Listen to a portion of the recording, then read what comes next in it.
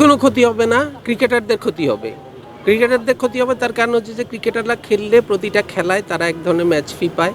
তারা এক ধরনের খেলায় যদি কেউ পার্টিসিপেট করে, যদি ম্যান অফ দ্য ম্যাচ হয় অথবা কোনো ধরনের বিশেষ যদি তাদের কোনো পারফরমেন্স থাকে, সেটার জন্য আইসিসি নিয়ম অনুযায়ী, ম্যাচের নিয়ম অনুযায়ী তারা যা পাওয়ার সেটা পাবে। ওটা হচ্ছে একজ্যাক্টলি প্লেয়ারের পাওনা, সেটা বোর্ডের কোনো, এটার সাথে বোর্ডের কোনো সংশ্লিষ্টতা নাই।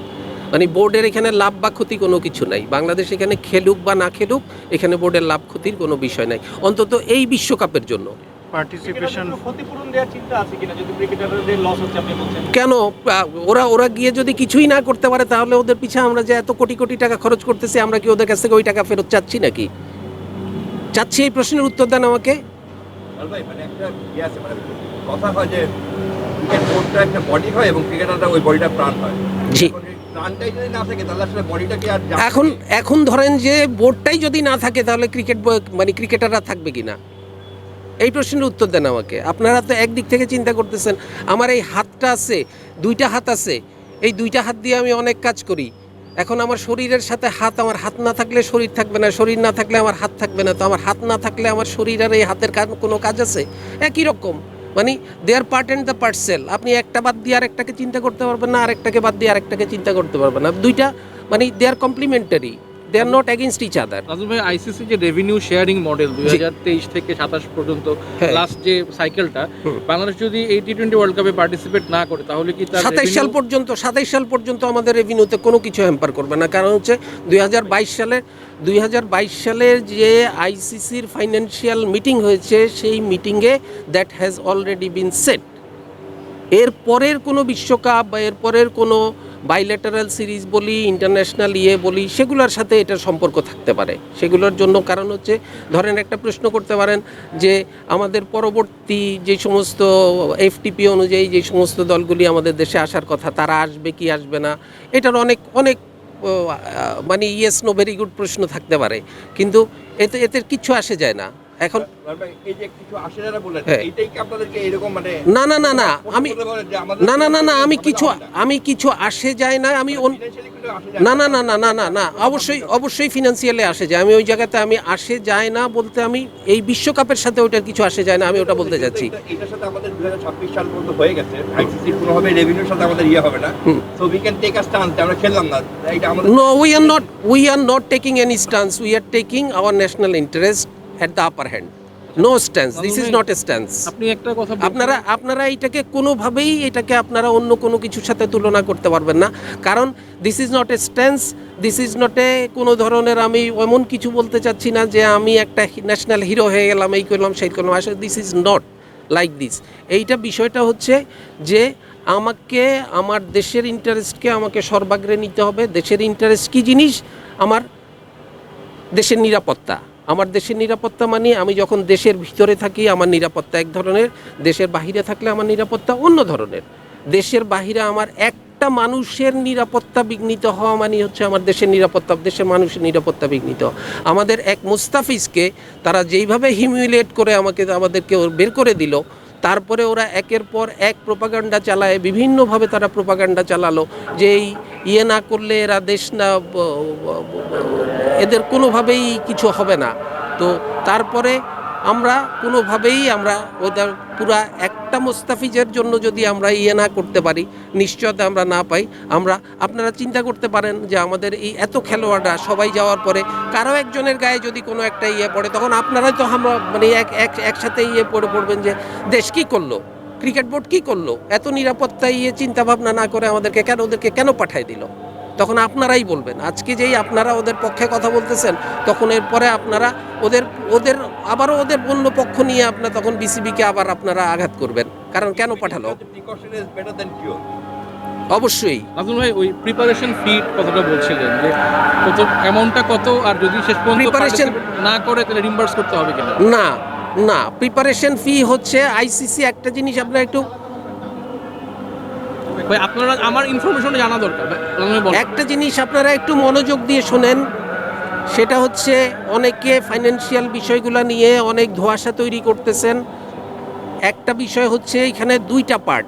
আমি এমনও শুনেছি আপনাদের ভিতরেই বিভিন্নভাবে কথাবার্তা হচ্ছে যে আইসিসি থেকে আমরা $27 মিলিয়ন পাই।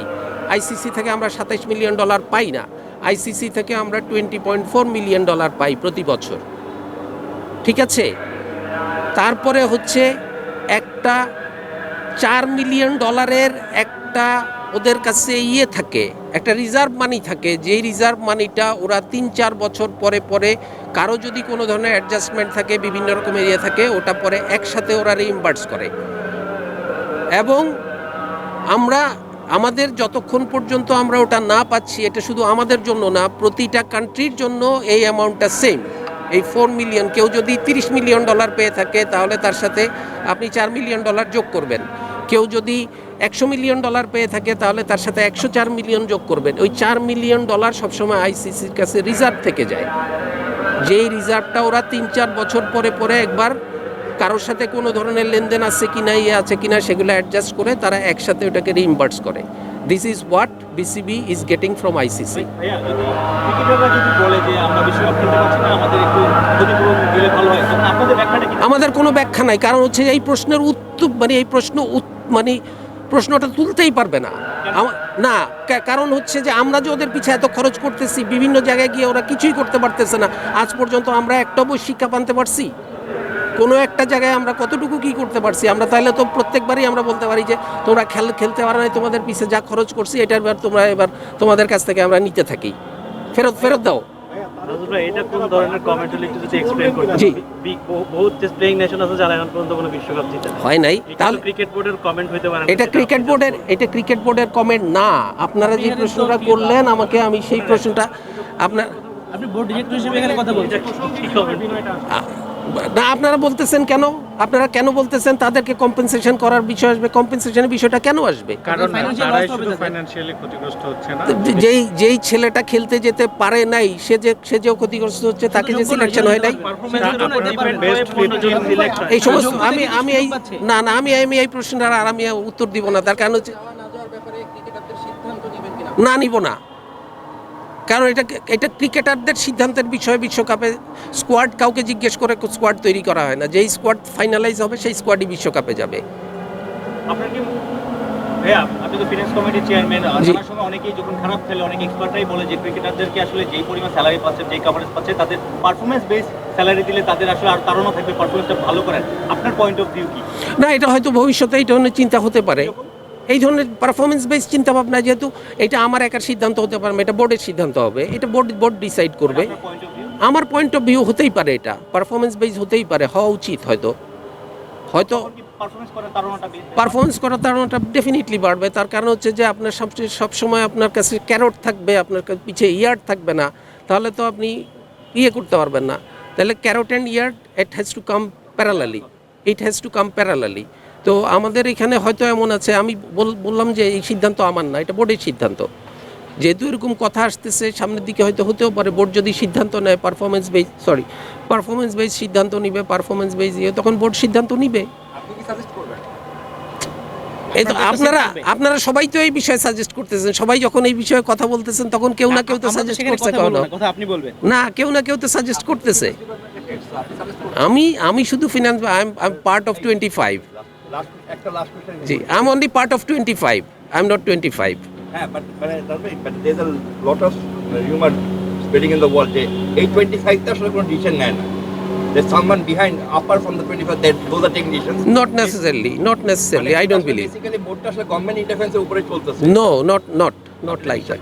না, আমি এটা বিশ্বাস করি না। আমরা আমাদের সিদ্ধান্ত আমরাই নেই, একমাত্র সিকিউরিটি রিজনে। কারণ হচ্ছে আমাদের এনওসি ছাড়া, গভর্নমেন্ট এনওসি ছাড়া, জিও ছাড়া আমরা এক কদমও দেশের বাইরে যেতে পারবো না। অতএব আমরা এই বিষয়ে সরকারের সিদ্ধান্তের এক চুল নড়তে পারবো না। আমরা যত সিদ্ধান্তই নেই না কেন, সরকার যদি বলে যে আমি জিও দিব না, আমাদের কারো কিছু করার নাই। তাহলে আপনি মোটা থেকে বলছেন সরকারি হস্তক্ষেপ প্রশ্নই আসে না। আমাদের সিদ্ধান্ত আমরা নিচ্ছি, আমরা বোর্ড চালাচ্ছি, আমাদের 25টা ডাইরেক্টর, যে আমরা আমাদের সিদ্ধান্ত প্রয়োজনে, যেখানে this is a independent board, আমাদের যাবতীয় সিদ্ধান্ত আমরাই নিচ্ছি। এখন যে আপনারা যেভাবেই বলেন না কেন, এটা মানে আপনাদের স্পেকুলেশন হতে পারে। স্পেকুলেশন না, মানে বিকজ স্পোর্টস অ্যাডভাইজার যেরকম মানে ছিল আর কি, তারপরে আর কি বাইরে থেকে সব বলছে যে এটা তো মনে হয় একটা মানে গভর্নমেন্ট। Everything is speculation. আপনার কমেন্ট আর স্পোর্টস অ্যাডভাইজারের কমেন্ট বেসিক্যালি একই। জি। তো সেই ক্ষেত্রে এটা তো এজিউম করাই যায় যে করেন অ্যাজিউম শব্দের অর্থ জানেন? As you me. Thank you. ঠিক আছে, তো অতএব অ্যাজিউম যখন বলবেন তখন ব্যাক অফ ইউর মাইন্ডে আপনাকে মনে রাখতে হবে অ্যাজ ইউ মি। নাজমুল ভাই, বিশ্বকাপ যদি 7 তারিখ থেকে শুরু হবে, আপনার কাছে কি মনে হচ্ছে না যে আইসিসি কি সময়টা বেশি নষ্ট করছে? না, ওটা আমার মনে হওয়া নিয়ে কিছু, কারণ I am not ICC, I am part of BCC, I am not ICC. কারণ আইসিসির মতো করে সিদ্ধান্ত নিবে, আমরা আমাদের মতো করে সিদ্ধান্ত নিতেছি। তবে আপনি যদি বলেন, আমাদের সিদ্ধান্ত এখনো আগের জায়গাতেই আছে। নাজমুল ভাই, জি। আপনারা কি বিসিসিআই থেকে আলাদা কোনো এক্সপ্লেনেশন চেয়েছেন মুস্তাফিজকে কেন তারা? না, কারণ এটা তো আমাদের চাওয়ার কথাও না। না, যেহেতু আপনাদের পারমিশন নিয়ে মুস্তাফিজকে ওরা অপশনে না, আর আমাদের মানে এটা আমাদের চাওয়ার কথা না তো, কারণ ওটা একটা ডোমেস্টিক লিগ না। আপনাদের এনওসি ছাড়া তো সে যাইতে পারে। না, আমরা বিসিসি এর সাথে আমাদের এই বিষয়ে কোনো ধরনের কথা নাই, বা আমরা কথা বলার আমাদের কোনো স্কোপও নাই। নাজমুল ভাই, আপনি তো মানে বিশ্বকাপ খেলবো না সেটা ধরে নিয়ে অনেক প্রশ্নের উত্তর দিয়েছেন, তাহলে কি আমাদের মানে বিশ্বকাপের আশা শেষ, বিশ্বকাপ খেলতে পারবো না? আবার একই কথা বলছেন আপনারা। আমি কখনো বলি নাই আমরা বিশ্বকাপ খেলবো না, আমি কখনোই তো বলি নাই। আমি মানে কি, আমাদের বোর্ড কখনো বলে নাই, আমাদের দেশ কখনো বলে নাই আমরা বিশ্বকাপ খেলবো না। আমরা বিশ্বকাপ খেলার জন্য মুখায় আছি।